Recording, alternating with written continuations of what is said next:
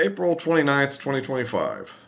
Well, this is the 100th day of the of Trump's second term.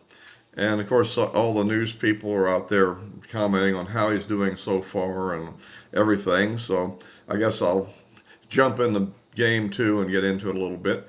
Um, I guess the first off, there's been a lot of discussion of polling numbers and the Democrats are going crazy, but there's a lot of bogus polls out there, and there's also more.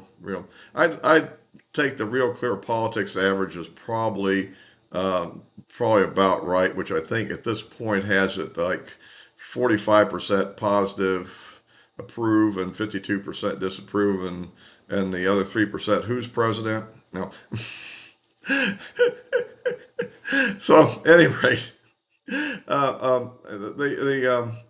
so and that's kind of uh, spans the most positive polls out there, which I think was a Daily Mail poll. It's a little old, and a Pew poll is absolutely ludicrous. I always say Pew when I say Pew poll, like it stinks. But anyhow, so that's. But I think Rasmussen has him down about 5 points from having him ahead by a point or two before that. And so there is a real decline in his popularity. Ironically enough, it took a while to happen because, I mean, actually, one of the biggest issues with the tariffs and the economic issue, which of course, at least the markets have kind of recovered. However, I think the fear of the impact of tariffs and prices has been promulgated by the media. I don't think we've seen a lot of it in their actual shopping yet. At least I haven't. But I think we will be eventually. And so it all depends on, I guess, the negotiations which have been discussed with various countries about these various trade deals that are being worked. And how those pan out will probably have a large impact on whether or not there's been a lot of damage or not. Actually, this is not that unusual, in my opinion. Usually, newly inaugurated presidents usually have a positive approval number, and then they tend to deteriorate over time as they actually implement real policies. And generally, somebody finds something in each of them they don't like.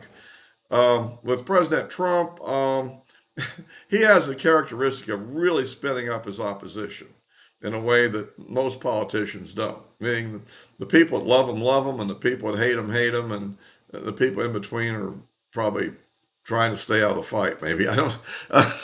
So that's kind of the characteristic of the Trump world and how it goes. So, at any rate, well, if you like these videos, please give me a like, subscribe, and click the bell for notifications. Or you can follow me on Rumble, which address is in the description below. Yeah, and of course, I'm trying to be as objective as possible. I did vote for Trump this time as I did previously. So, I mean, after all, what was the choice? Trump or Kamala Harris? I mean, so, besides that, he has a lot going for him. And let's go through some of the positives, I think. One thing he's touting is really true. He has shut down the border mess. We don't really have a significant amount of illegal immigration. And sure, a few will slip through. There's always going to be some leakage in the defense system. But he's done an excellent job of shutting down the illegal immigration flow. And in a sense, that's the one thing that's most important because we have like 25 million illegal immigrants in the country. And the idea that they're all going to leave is probably fanciful, to say the least. Um, but to stop the new ones from coming in is kind of critical to at least get things back to some normality.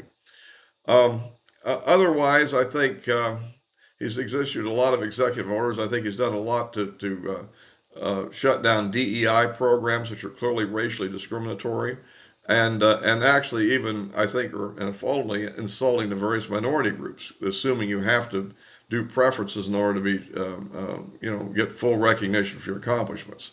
Some people disagree, but I think that's more out of fear than reality.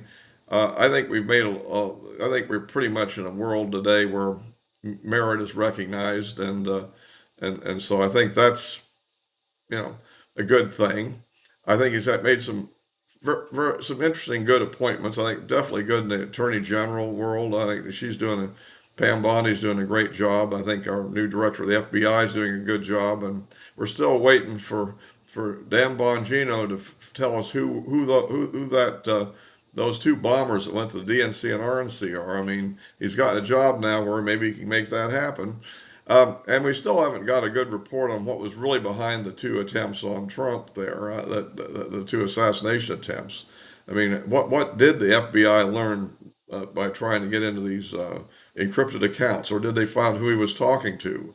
Was there anything significant in it or not? These are all important things to find out. So I think in the law enforcement area is doing a good job. He's doing a very good job on deportations overall. I think that's going pretty good. Now we're running into the downside of all these left-wing judges, which are receiving lawsuits from various leftist groups, and then they're making rash nationwide rulings that are trying to completely inhibit the Trump policies. And that's going to be an ongoing battle. It's just the nature of the court systems and what we're stuck with. I made a comment on X the other day that, you know, the Democrats are right about the idea that we do have an oligarchy, but they're wrong about the identity of that oligarchy. It really is the federal court system. Lifetime appointed members that can pretty much rule any way they want to. I mean, it can make sense or not make sense depending on whichever ruling it is, and there's not a lot we can do about it. Because the difficulty of passing a constitutional amendment to reverse any of these things in this polarized world makes it almost impossible. So, at any rate, so that's kind of the situation he's facing. I think the tariffs are the thing that really has brought down his approval rating because they've created a turmoil in the markets, which have affected people's retirement savings. I think that's an area.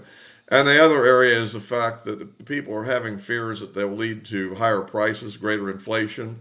And in fact, it's hard to me to see how they can't actually, unfortunately. And of course, you know, we may have some shortage of goods there with the near embargo we've got on things from China at the moment.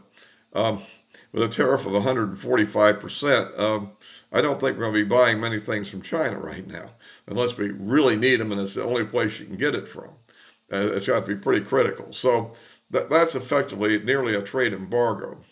And the question is how quickly we can, you know, he made the decision finally after slapping these very large tariffs that were based on the actual trade imbalance in manufactured goods and not really on the tariffs that they were putting on our goods. And that I think has created a lot of issues. He's now backed off and have generally reduced them in most cases to 10%, except for certain special cases that were singled out. And we have a negotiation period that will last until I think around the 4th of July to actually work out trade deals, which the claim is that there's a lot of negotiating going on with various countries. There's a bit of a controversy on what's actually happening on China. Trump claims that he's talking to the Chinese, or the Chinese are claiming we aren't. So that is well, to be determined. I'm not going to express a verdict on that one. My guess is it's maybe semantics, that there have been some consultations at some level between the two governments, but China doesn't characterize call it a negotiation, and we've decided to call it a negotiation. That would be my guess. It's more semantic than factual. So anyway, so that's kind of the situation we're in on that. The other, in foreign affairs, well, we're involved in a ongoing aerial campaign to bomb the Houthis to try to get them to quit shooting at ships going through the Red Sea and to the Suez Canal and also to Israeli ports. So that's one thing that's ongoing. We're not hearing much about it, but it's an ongoing series of strikes that are continuing to happen.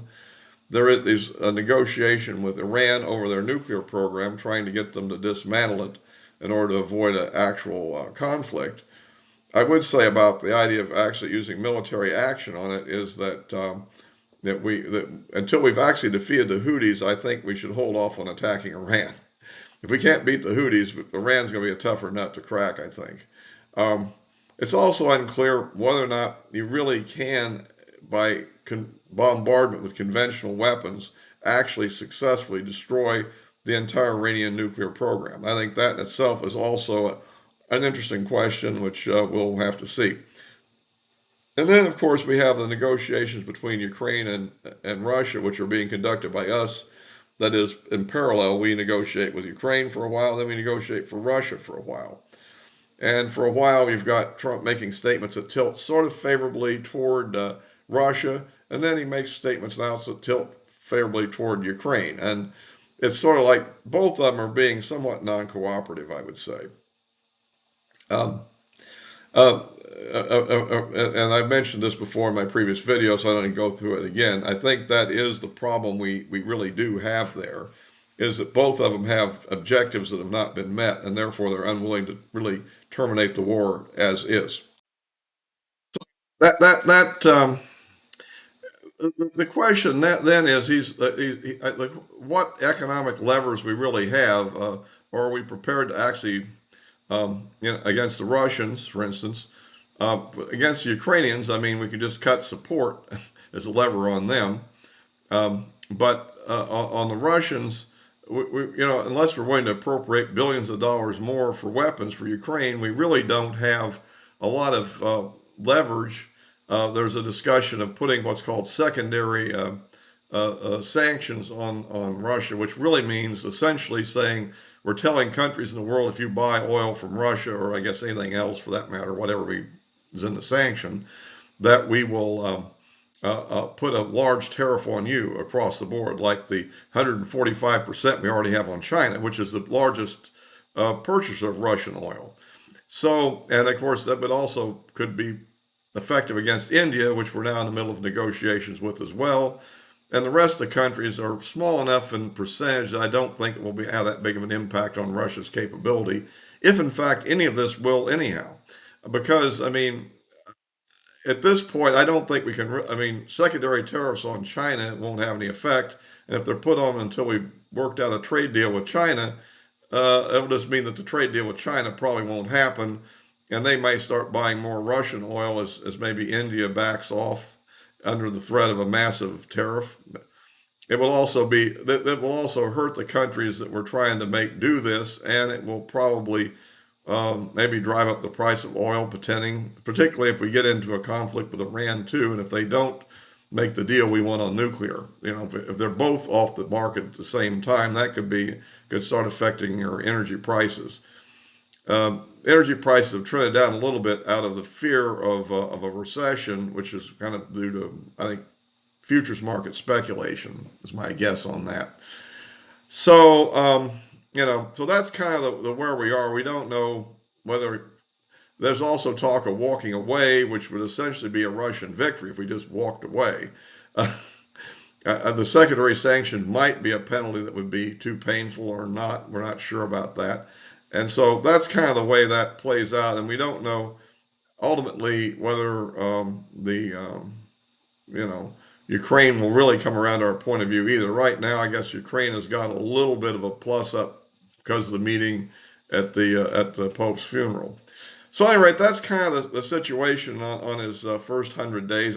Overall, I think he's doing I rate him fairly good on most everything except the tariffs. To me, the tariffs are probably a mistake, but we got to wait to July the 4th and see what he can produce out of it. And if he does produce trade deals that look positive for the country, maybe more foreign investment in factories and job creation in the United States, then perhaps all the negativity that's been spun recently will go away.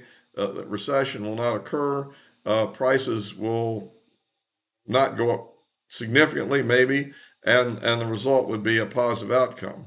On the other hand, if the thing drags out and you don't get these deals, if China, for instance, doesn't compromise and it hurts both the Chinese economy and we have a lot of bare shelves in the Walmarts and so forth, then that might not be too good for us. So that's kind of where we are. On most of the other issues, I think he's doing good. I think in the courts, he's going to have to, this battle is going to be waged for some time. But ultimately, the key thing I think is we need to get positive decisions in the Supreme Court to kind of shut this lawfare down. And we'll have to see again how that all pans out. But and that's we've had some adverse ruling there on the Supreme Court on holding up temporarily ending all the deportations to Venezuela, and that got criticized a little bit by Thomas, and Alito. So, but that means 7 are voting the other way, which isn't good. So it's another area we've got to finesse a little bit here and handle this court a little bit more gently to get them on our side. Anyway, so that's about it for this one. I will be as always post this on YouTube and Rumble, and you can find my comments on social media accounts. I post most frequently on X between videos. So this will be all for now.